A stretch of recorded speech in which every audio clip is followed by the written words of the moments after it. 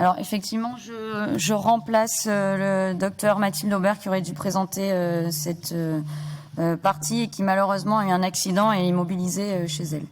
Donc le choix des meilleurs papiers de l'année s'est porté sur le cancer du bas et moyen rectum qui nécessite un traitement néoadjuvant parce que depuis maintenant 2 ans à peu près, le traitement du cancer du rectum a connu une très forte révolution avec l'introduction du traitement néoadjuvant total de protocole, la chimiothérapie d'induction qu'on appelle aussi Prodige 23 avec du FOLFIRINOX avant le CAP 50 ou inversement une chimiothérapie de consolidation qui est plutôt le protocole rapido qui fait suite à une radiothérapie courte suivie théoriquement d'une chirurgie d'exérèse de type protectomie.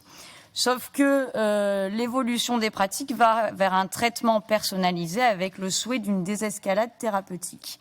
Et donc, on peut résumer la situation de telle manière avec, d'une part, les petits cancers pour lesquels on va essayer d'obtenir une préservation rectale avec un certain nombre de publications sur le sujet et les cancers intermédiaires un peu plus gros pour lesquels on va essayer de se passer notamment de la radiothérapie qui a un certain nombre d'effets secondaires néfastes, notamment après chirurgie avec une participation au syndrome de résection ou aux complications post-opératoires. Et donc, la littérature est très riche et nous avons donc sélectionné 2 papiers qui ont été publiés cette année. L'un qui illustre la désescalade chirurgicale avec une préservation d'organes, OPERA, et l'autre qui évalue plutôt une désescalade thérapeutique, PROSPECT.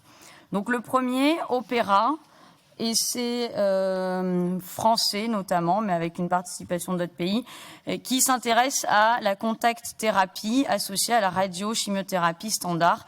Et l'idée est d'augmenter le taux de préservation rectale. Donc l'objectif principal était de la conservation d'organes à 3 ans, sans maladie ni stomie, avec cette contact thérapie. C'est un essai multicentrique, 17 centres. Ce sont essentiellement des petites tumeurs qui ont été inclus dans l'étude. Et la randomisation est la suivante. Le bras standard avec une radiochimiothérapie et un boost et le bras expérimental, le bras B avec une contact thérapie qui a été faite soit avant radiochimiothérapie pour les petites tumeurs pour éviter de les perdre entre guillemets, soit après la radiochimiothérapie.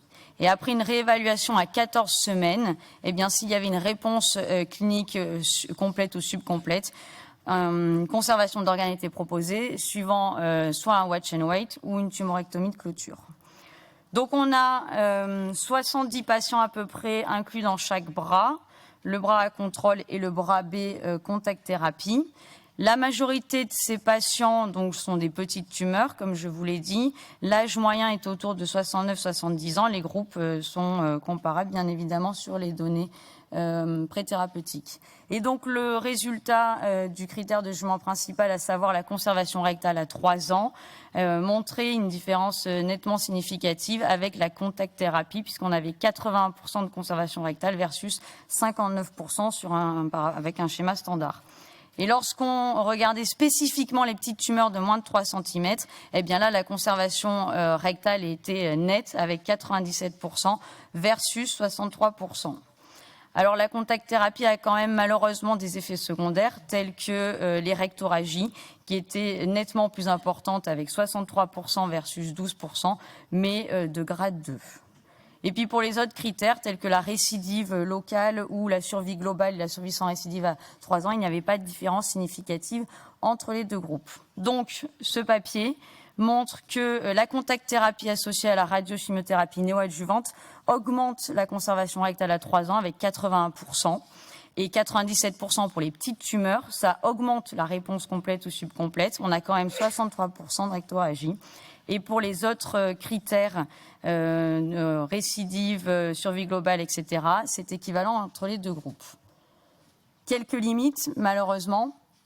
Le groupe contrôle, vous l'avez vu, n'est pas du tout le groupe contrôle actuel avec Prodige 23, par exemple. Donc, on n'est malheureusement pas sur un schéma thérapeutique que l'on fait aujourd'hui. L'étude a été arrêtée prématurément, a priori, parce qu'il y avait de très bons résultats. Donc, on n'est quand même pas allé au bout de l'étude. La vraie limite, à mon avis, c'est l'accessibilité à la contact thérapie, puisqu'on a seulement 4 centres en France qui la pratiquent. Une limite purement pour le papier, c'est que la réévaluation après traitement reposait sur l'IRM et qu'on a quand même 23% de patients pour lesquels on n'avait pas les données d'IRM, ce qui est quand même fâcheux. Et puis en 2023, la qualité de vie, c'est important et on n'avait aucune donnée sur le sujet.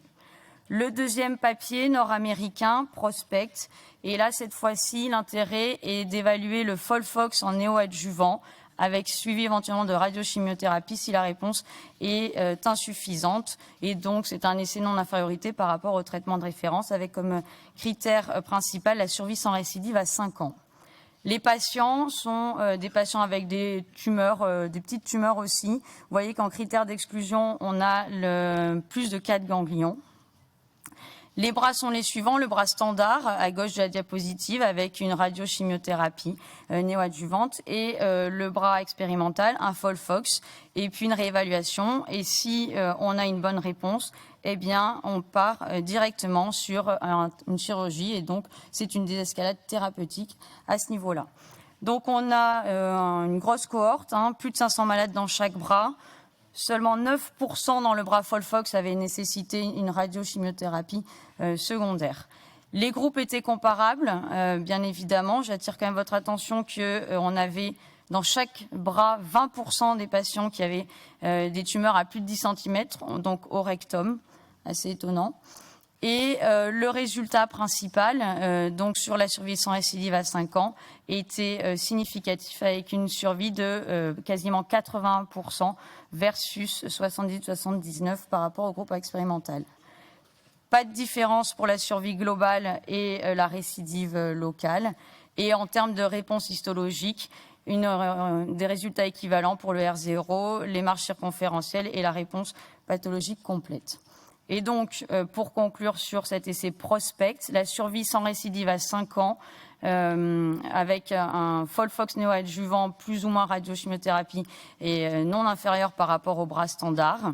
On a donc 91% des patients qui n'ont pas eu besoin d'avoir une radiochimiothérapie à la suite du FOLFOX parce qu'ils avaient une bonne réponse clinique et les survies globales et les récidives locales sont équivalentes. Quelques limites. Une fois de plus, on n'a pas le groupe contrôle d'aujourd'hui avec le fameux traitement néoadjuvant total. La limite de l'inclusion des hauts rectums avec 20% des patients. Pareil, on a aussi une absence de disponibilité de données d'IRM chez 15% des patients. Beaucoup de patients ont une chimiothérapie adjuvante dans le protocole, donc est-ce qu'il n'y a pas un sur-traitement? Et puis, ce n'est peut-être pas vraiment une désescalade, mais une option thérapeutique comme on peut le retrouver dans le TNCD pour certains patients. Et donc, je vous remercie de votre attention et je vous présente cette célèbre Mathilde Aubert qui, à cause de sa bicyclette, ne peut pas être là aujourd'hui.